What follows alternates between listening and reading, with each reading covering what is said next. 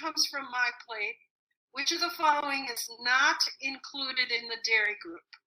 Which of the following of these is not included in the dairy group? A, whole milk, B, soy milk, C, cheese, or D, butter?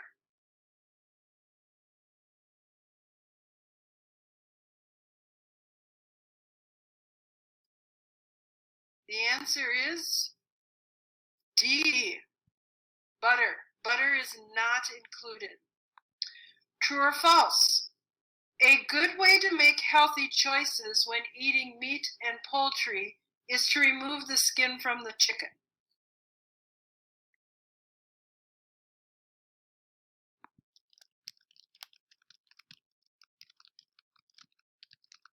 Actually, that is true. I'll read it again. A good way to make healthy choices when eating meat and poultry is to remove the skin from the chicken.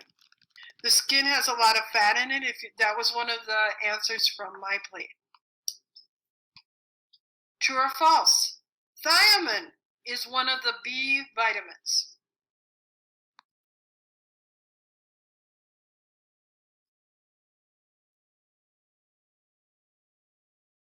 That is true. Thiamine, niacin, and riboflavin are your B as in boy vitamins.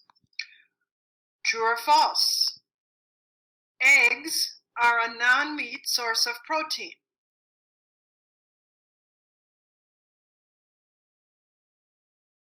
You're right, that's true. Remember from my plate, and we know that eggs are in the protein group. Multiple choice, another one from my plate. Why isn't color an indicator that the bread is a whole grain? A, they've added more grains. B, they've added honey. C, they've added brown sugar. Or D, they've added molasses or food coloring. Great. Yes, they've added molasses or food coloring. Multiple choice. What deficiency could develop if you have a low red blood cell count? Is it A, anemia, B, rickets, C, night blindness, or D, scurvy? Red blood cell count.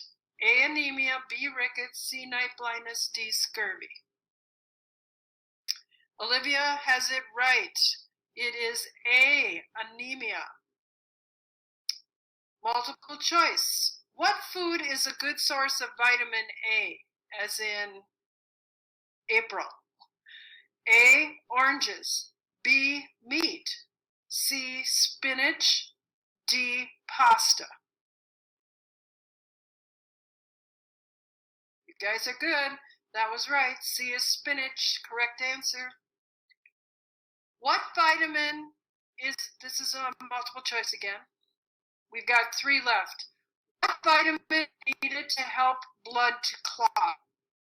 A, vitamin B. B, vitamin K. C, vitamin C. Or D, vitamin A. Helps blood to clot. You are correct. It is potassium, vitamin K. That was B on this particular test. 2 left, true or false? Enriched. Now this would be from the grains part of my plate. Enriched means adding nutrients A, B, and C back into the grains after they've been removed in the milling process.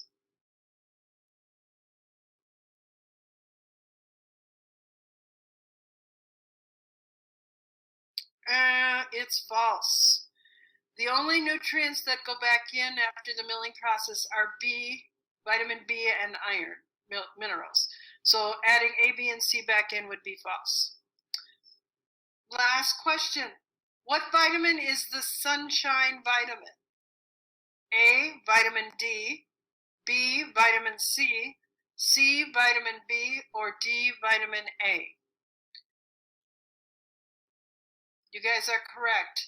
It is A, vitamin D, found in sunlight. That is the test. What did you guys think of it? Okay? You need to, if you were having trouble with the matching, look over the notes. I would strongly suggest the nutrient practice quizzes help. The My Plate practice quiz helps. Questions on the test or comments? I will let you know that I'm going to open it on Thursdays when the test is. It will be open all day. However, there's a timer this time on it. It is 45 minutes. Most of you are going to take maybe 10 minutes.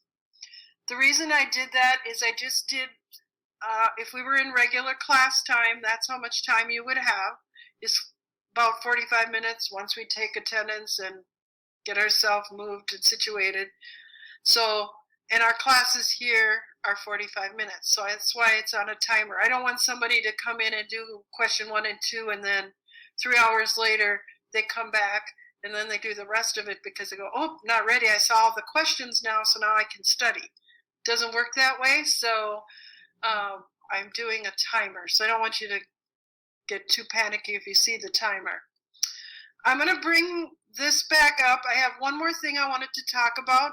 For the first time, we're going to do a lab evaluation on the Quick Bread lab. So let's make this, I guess I don't need my face, make that bigger. I just copy and pasted the document into this. So when you're making your quick breads, you are going to, sometimes if we were in class, we'd either do it as a lab group, or sometimes I'd ask you to evaluate it by yourself and what your part, and that's what you're doing this time. You're going to answer some questions for me.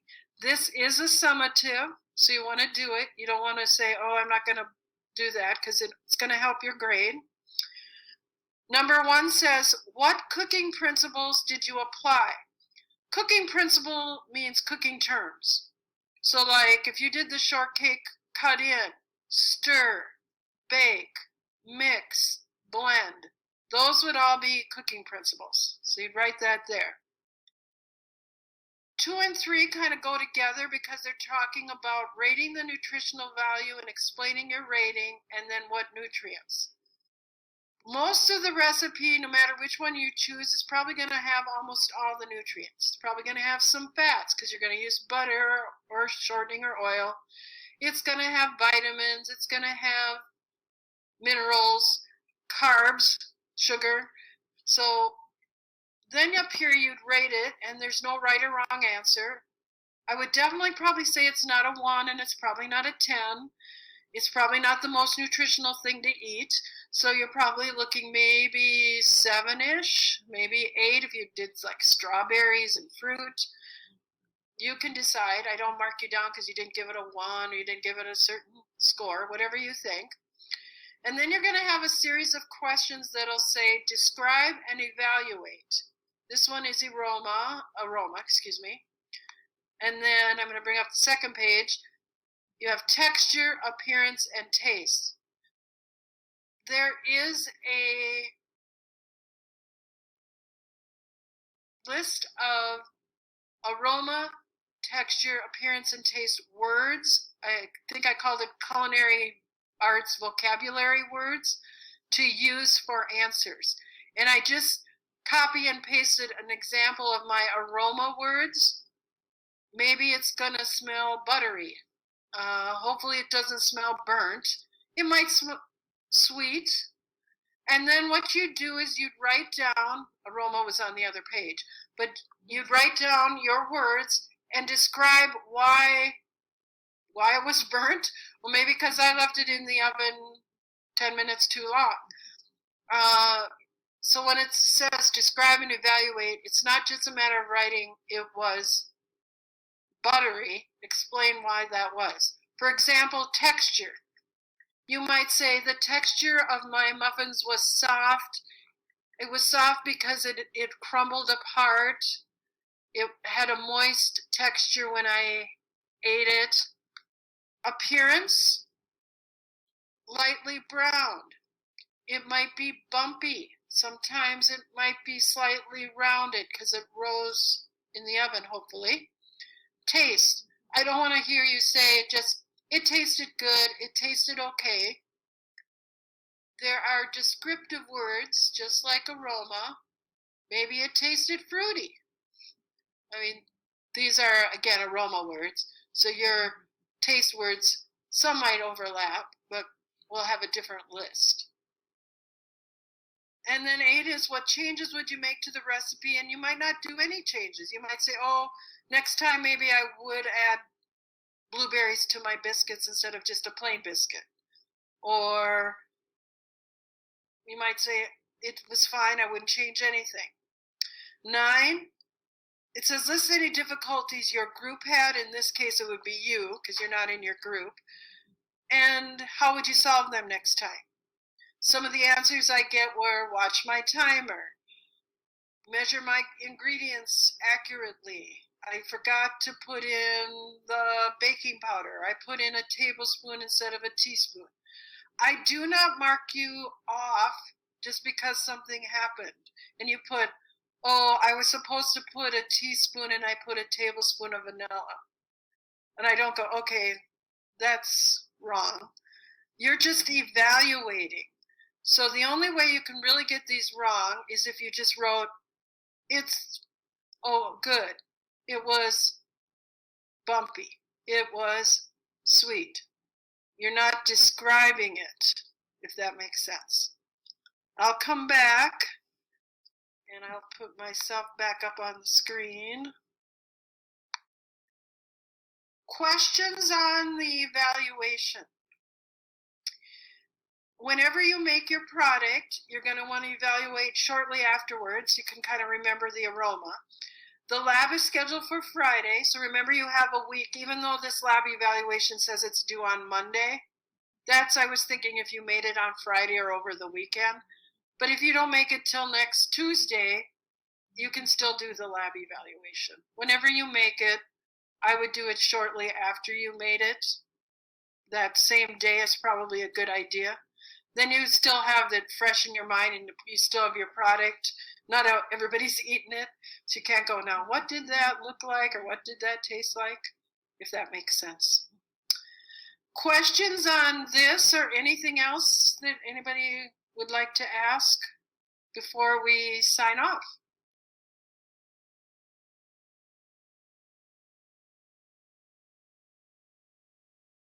All right, well, thanks for showing up. I was hoping more people would take me up on going over the test, but not very good turnout. My first hour had 10 people, which wasn't too bad, but hopefully it gets better as I go throughout the day. Well, I only have one more of this culinary arts one, but anyways, I will let you go then. Have a great rest of the week. Next week we are doing yeast breads, and just to let you know, I know yeast is not easily available in the grocery store, so I will have some other options. We usually do our homemade pizza dough, so I will put that out there as an option. The other one is the magic marshmallow crescent puffs that you make with the crescent puffs that are in the refrigerator department. So I'll have some examples like that. So if you can't get the yeast, you could use like biscuits or dough that's in the refrigerator department of the grocery store. All right, I will let you go then. Have a good week. Good luck on the test on Thursday.